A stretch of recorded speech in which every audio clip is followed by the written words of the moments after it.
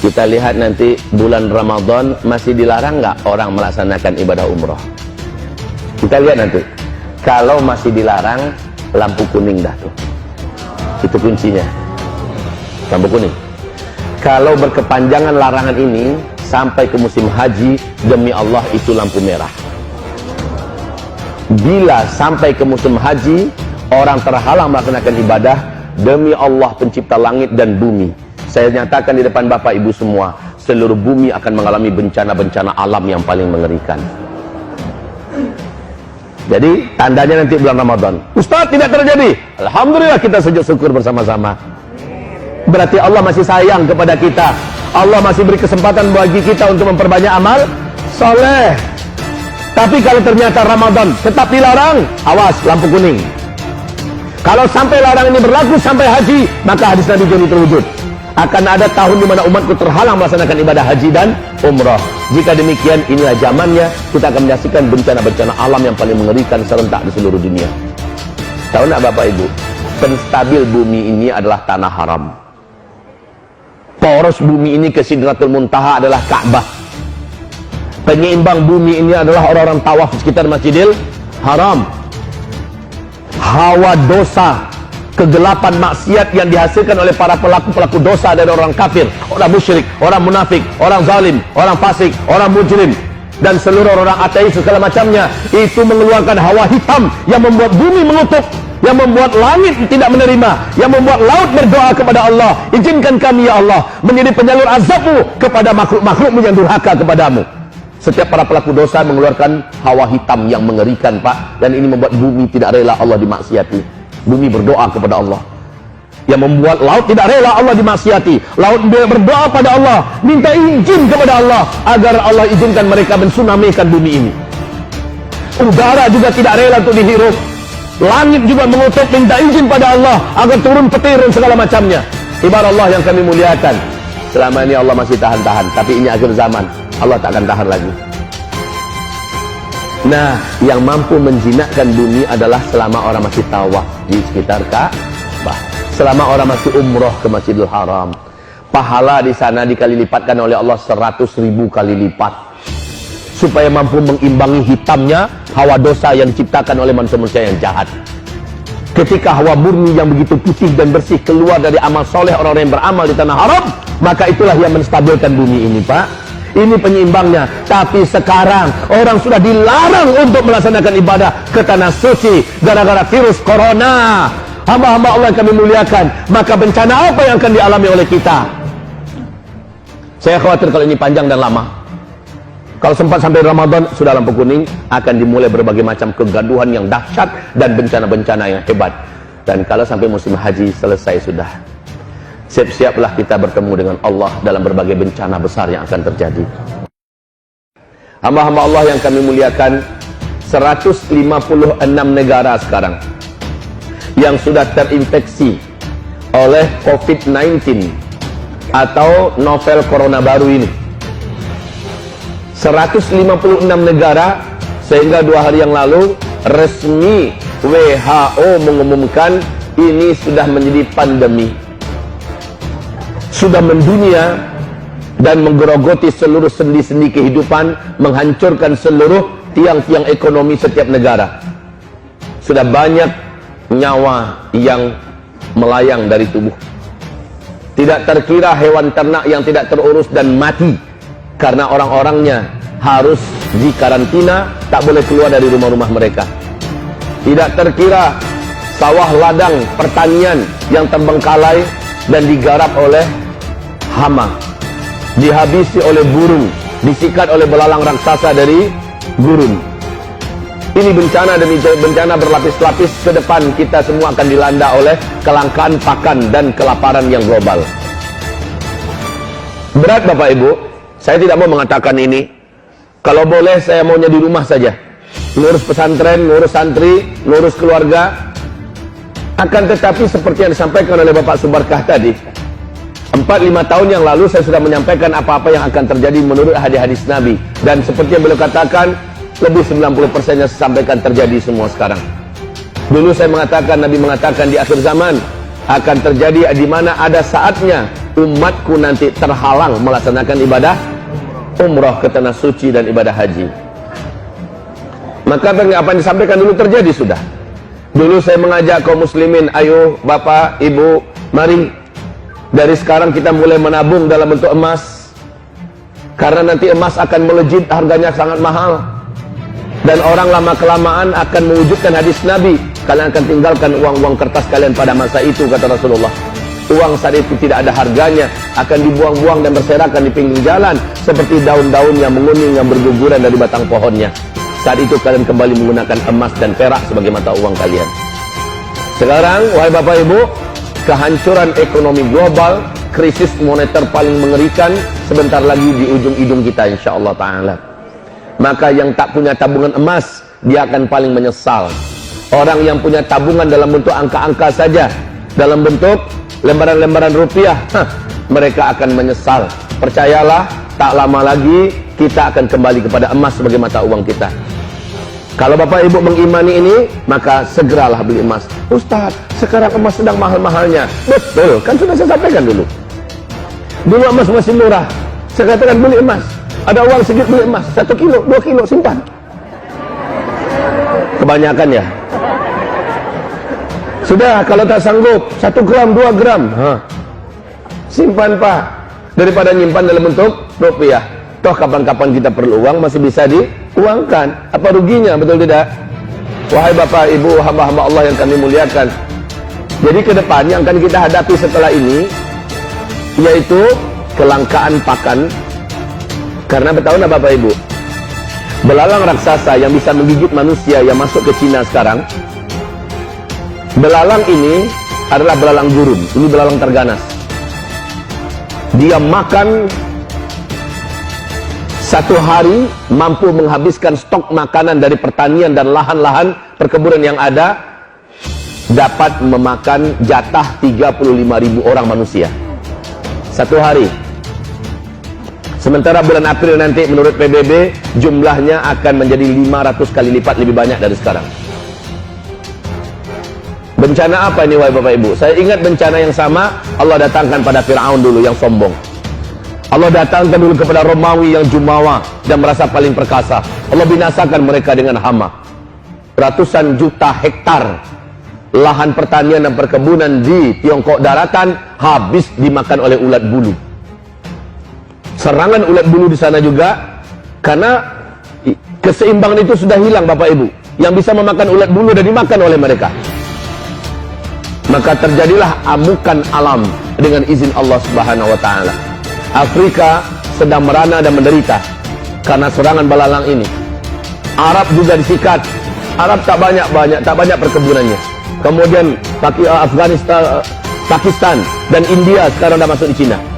Dan kita mengkhawatirkan bulan April kalau ini membengkak menjadi 500 kali lipat seperti yang dikatakan oleh PBB, maka ini akan membawa kepada petaka baru lagi yang mungkin saja lebih ganas daripada corona.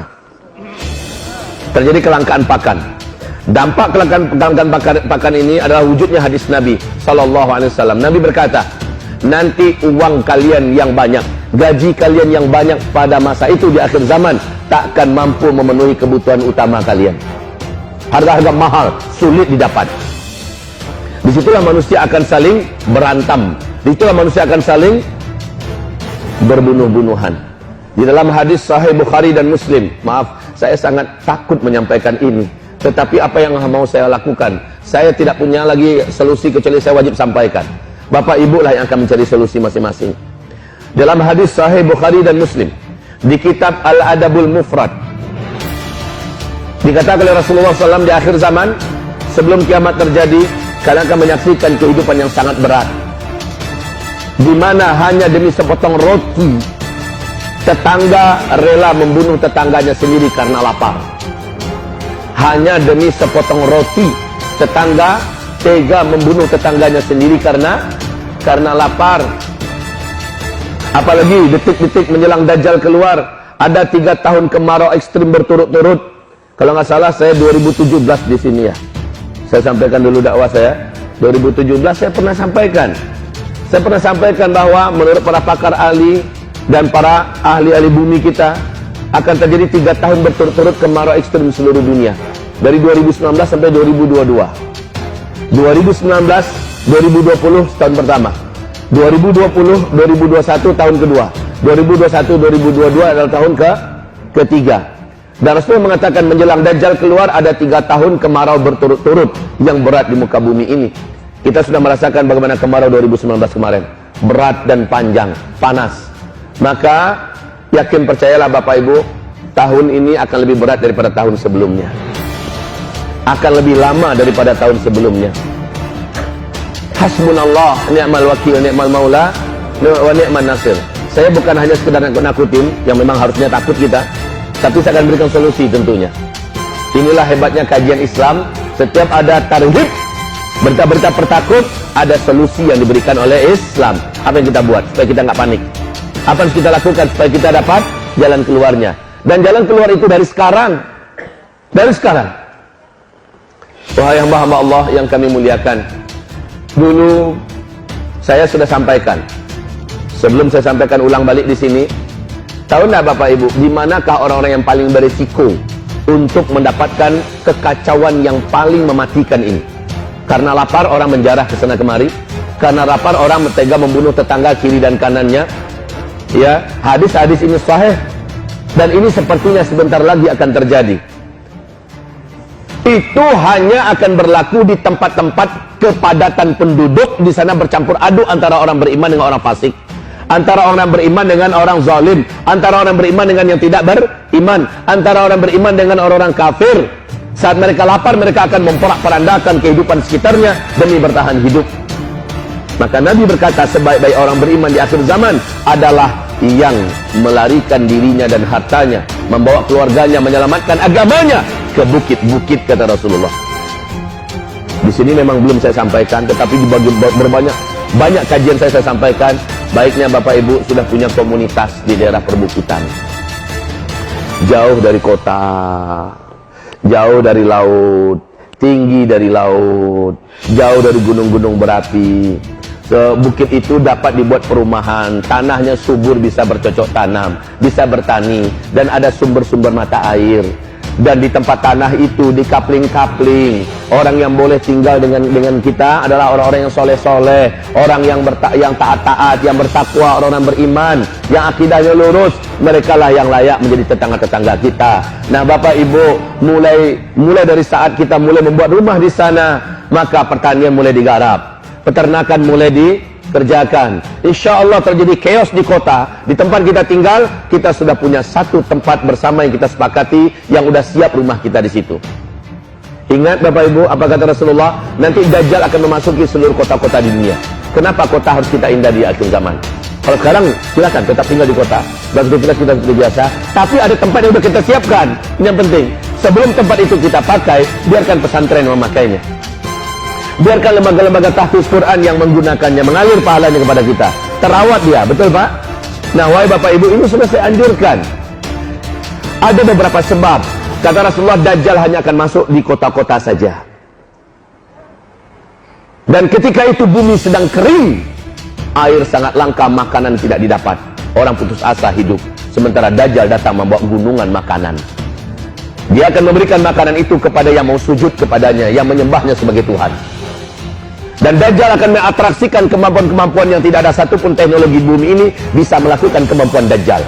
Karena Dajjal ditolong dan dibantu oleh seluruh setan satu bumi. Wahai Bapak Ibu yang kami muliakan, tapi Dajjal akan mengetahui ada kampung-kampung yang diisi oleh orang-orang yang beriman dan bertakwa. Kampung itu airnya tetap mengalir, tanahnya tetap subur, rezekinya melimpah ruah, isinya adalah orang-orang soleh yang bertakwa.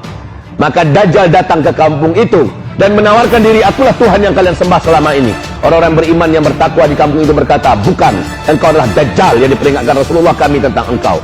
Dajjal marah dan meninggalkan kampung itu sambil meninggalkan kutukan. Kampung itu langsung menjadi kering, tanam-tanamannya langsung menjadi mati, hewan ternaknya mati.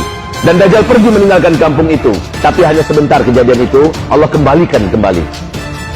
Nah, ini pentingnya kita mempersiapkan kampung-kampung akhir zaman. Wahai Bapak Ibu yang kami muliakan, ditambah sebelum Dajjal keluar, kelaparan yang akan menjadikan orang membunuh ke sana kemari. Solusinya adalah saat terjadi kelaparan, kita sudah punya komunitas. di perbukitan. Kenapa di perbukitan? Jawabannya, karena air laut akan naik dengan tajam. Akan terjadi banyak kota-kota yang tenggelam, Bapak Ibu. Kota-kota di tepi pantai akan banyak yang tenggelam. Ini bukan ramalan, sekali lagi ini adalah hadis-hadis Rasulullah Sallallahu Alaihi Wasallam. Kenapa kita harus jauh dari gunung-gunung berapi? Karena ketika meteor mendekati bumi, dan ini ada beberapa asteroid, menurut NASA 2020 ini akan mendekati bumi. Ini akan berdampak kepada aktifnya gunung-gunung berapi di mana-mana. Gunung-gunung akan meletus di mana-mana. Bapak Ibu yang kami muliakan, kita harus jauh dari gunung-gunung berapi. Wahai Bapak Ibu, ini anjuran saya dulu. Dan anjuran ini tetap berlaku dan waktu sekarang sudah semakin sempit. Ketika terjadi lockdown terhadap seperti yang terjadi di Cina, kota ditutup, ya, kota dikarantina, orang-orang wajib tinggal di rumah, tidak boleh kemana-mana. Contoh ya, ketika terjadi semacam di Italia sekarang, lockdown nasional, seluruh negara ditutup, dikarantina, tidak boleh ada yang masuk, tidak boleh ada yang keluar, dan ini cara yang benar menurut sunnah Rasulullah SAW. Nah masalahnya, satu kota-kota yang lain nggak boleh berpindah-pindah, mereka hanya tetap di situ.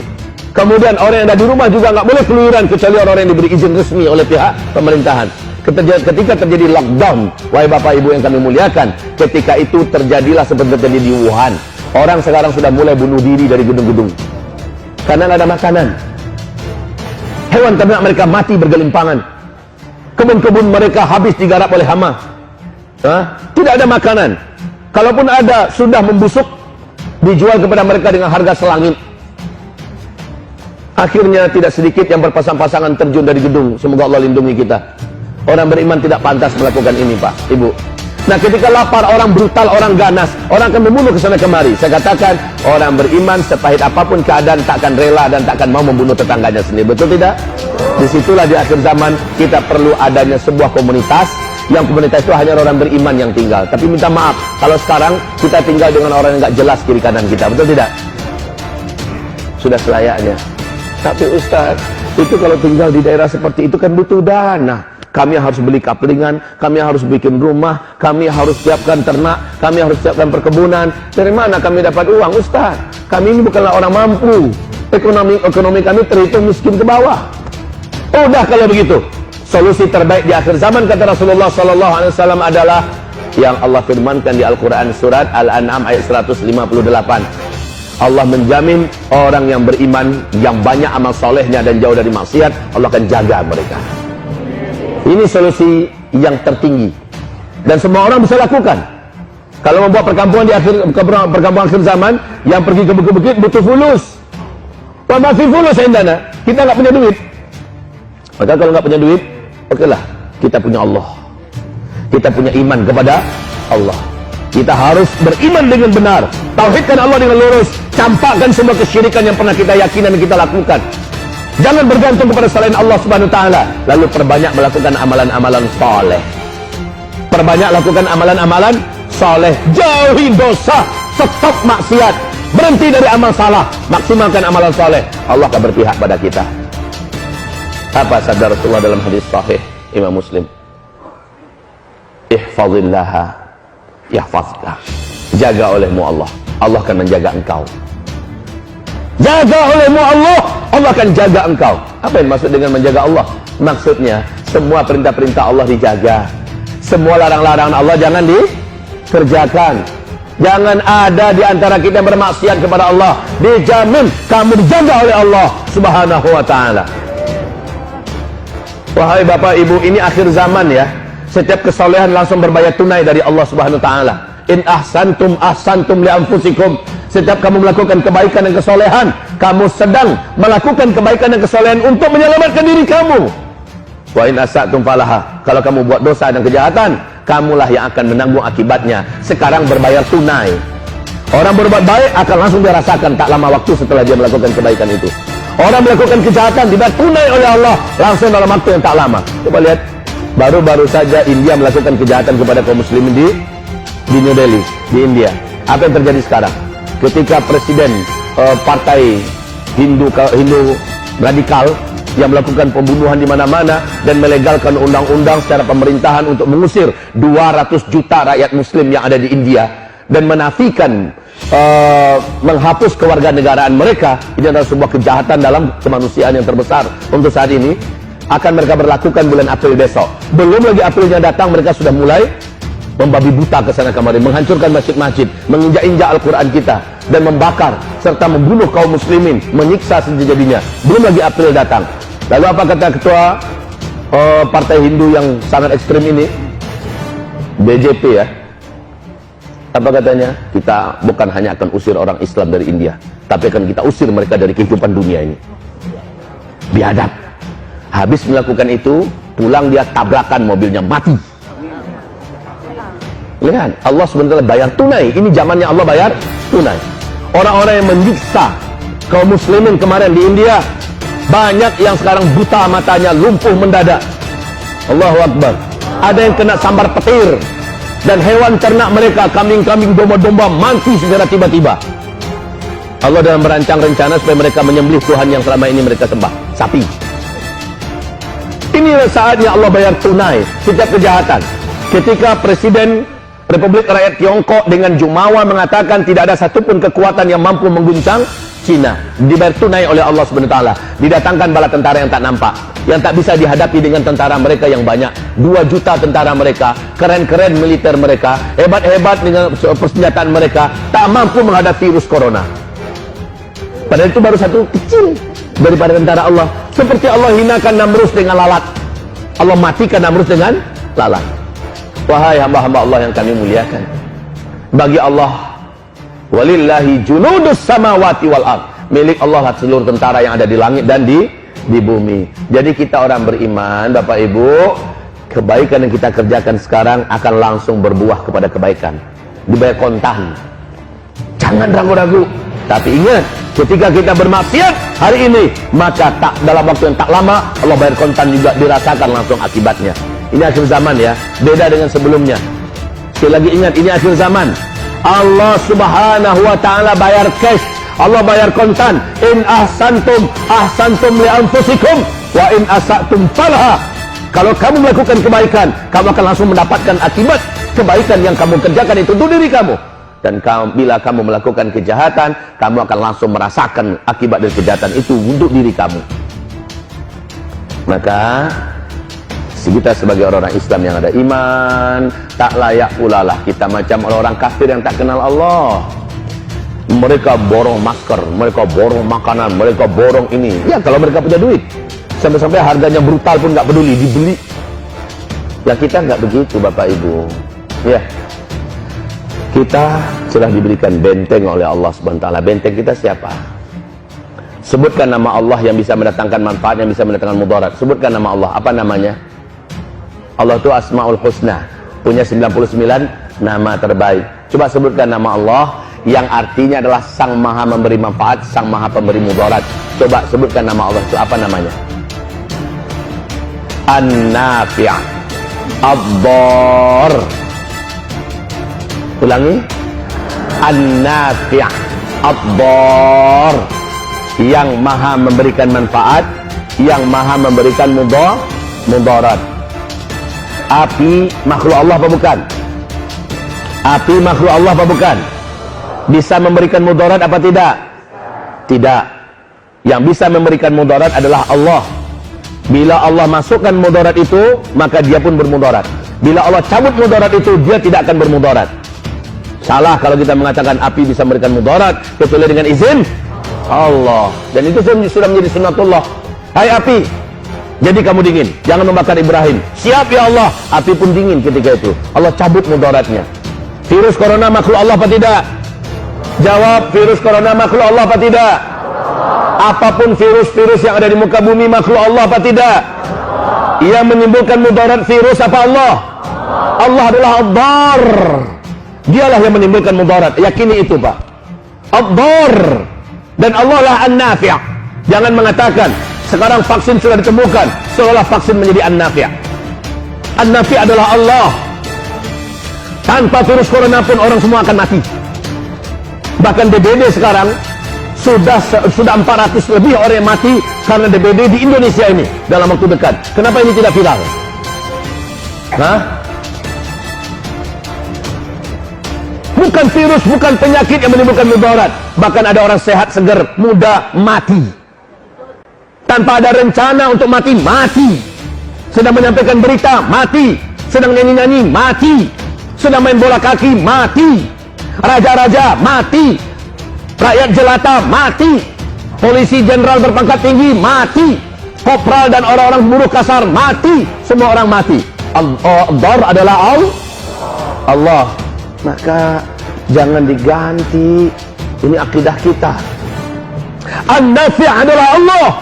Kalau ada yang berkata, dengan obat ini saya menjadi sembuh, obat ini yang menyembuhkan saya, musyrik kita. Yang menyembuhkan kita adalah Allah. Tidak perlu pakai obat, Allah akan sembuhkan. Tetapi Allah perintahkan kita tadawau, kamu wajib berobat. Kalau kamu sakit, kamu wajib berobat. Tapi yang menyembuhkan kamu bukan obat. Kamu berobat karena kamu menjalankan perintah Allah dan Rasul, karena taat. Ada orang yang mengatakan ini terserah, ini takdir. Kalau saya mati, matilah, itulah takdir saya. Padahal perintahnya wajib berobat. Ya, Gubernur DKI menyampaikan jangan salam-salaman dulu sekarang. Jangan berpelukan-pelukan dulu sekarang. Cipika-cipiki. Sekarang jangan dulu, walaupun itu baik. Walaupun itu adalah sunnah Islam. Bersalaman bisa menggugurkan dosa-dosa. Orang-orang kafir saja di luar sana. Kemarin Pangeran Charles turun dari mobil mewahnya. Hampir saja dia salaman, ingat dia lagi. Salaman ala Sunda aja dah. Ya. Iya, begitu aja dulu sementara. Nggak usah pakai peluk-pelukan. Makanya saya tadi, banyak kawan-kawan sahabat kita yang seiman di sini, pas saya datang disambut, dicujuk, saya bilang, belum dengar ini berarti. Ya, kawan-kawan ini nggak tahu ulama-ulamanya, kiai-kiainya, ustaz-ustaznya, habib-habibnya sudah disalami oleh siapa tadi. Saking banyaknya orang nyalami. Dan kalau terjadi pemindahan ini kaum muslimin, kan bagus sementara nggak usah salaman dulu. Bukan nggak mau salaman ya, tapi kondisinya begitu sekarang. Orang kafir duluan melakukan, kenapa kita? Dengarkanlah, patuhilah pemerintah kita yang sudah mengatakan jangan salaman dulu. Setuju tidak? Untuk sementara. Kalau sudah selesai nanti balik lagi kita seperti biasa. Kalau pengen salaman juga, pakai yang sarung tangan macam ibu ini.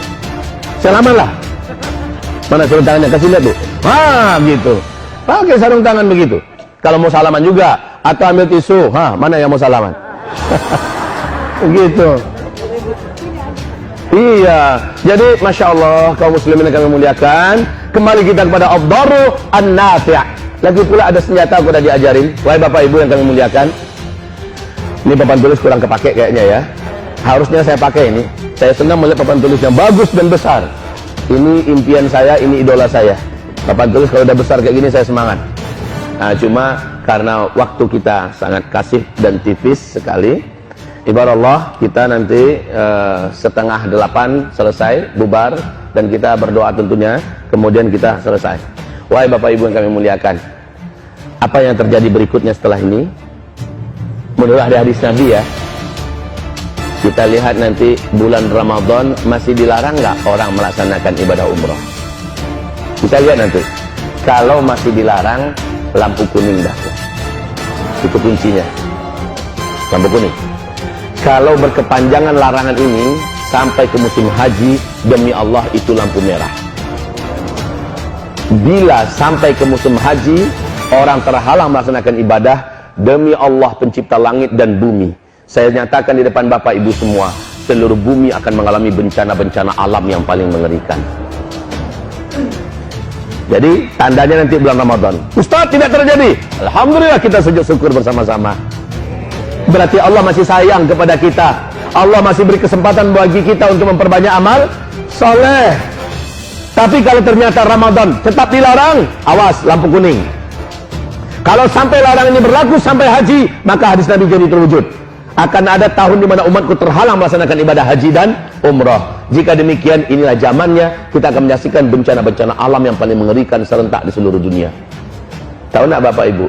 Penstabil bumi ini adalah tanah haram. Poros bumi ini ke Sidratul Muntaha adalah Ka'bah. Penyeimbang bumi ini adalah orang-orang tawaf di sekitar Masjidil Haram. Hawa dosa kegelapan maksiat yang dihasilkan oleh para pelaku-pelaku dosa dari orang kafir, orang musyrik, orang munafik, orang zalim, orang fasik, orang mujrim, dan seluruh orang ateis segala macamnya, itu mengeluarkan hawa hitam yang membuat bumi mengutuk, yang membuat langit tidak menerima, yang membuat laut berdoa kepada Allah, izinkan kami ya Allah menjadi penyalur azabmu kepada makhluk-makhlukmu yang durhaka kepadamu. Setiap para pelaku dosa mengeluarkan hawa hitam yang mengerikan, Pak, dan ini membuat bumi tidak rela Allah dimaksiati. Bumi berdoa kepada Allah, yang membuat laut tidak rela Allah dimaksiati. Laut berdoa pada Allah, minta izin kepada Allah agar Allah izinkan mereka mensunamikan bumi ini. Udara juga tidak rela untuk dihirup. Langit juga mengutuk, minta izin pada Allah agar turun petir dan segala macamnya. Ibarat Allah yang kami muliakan, selama ini Allah masih tahan-tahan, tapi ini akhir zaman, Allah tak akan tahan lagi. Nah, yang mampu menjinakkan bumi adalah selama orang masih tawaf di sekitar Ka'bah, selama orang masih umroh ke Masjidil Haram. Pahala di sana dikali lipatkan oleh Allah 100.000 kali lipat, supaya mampu mengimbangi hitamnya hawa dosa yang diciptakan oleh manusia-manusia yang jahat. Ketika hawa murni yang begitu putih dan bersih keluar dari amal soleh orang-orang yang beramal di tanah haram, maka itulah yang menstabilkan bumi ini, Pak. Ini penyeimbangnya. Tapi sekarang orang sudah dilarang untuk melaksanakan ibadah ke tanah suci gara-gara virus corona. Hamba-hamba Allah yang kami muliakan, maka bencana apa yang akan dialami oleh kita? Saya khawatir kalau ini panjang dan lama. Kalau sempat sampai Ramadan, sudah lampu kuning, akan dimulai berbagai macam kegaduhan yang dahsyat dan bencana-bencana yang hebat. Dan kalau sampai musim haji selesai sudah, siap-siaplah kita bertemu dengan Allah dalam berbagai bencana besar yang akan terjadi.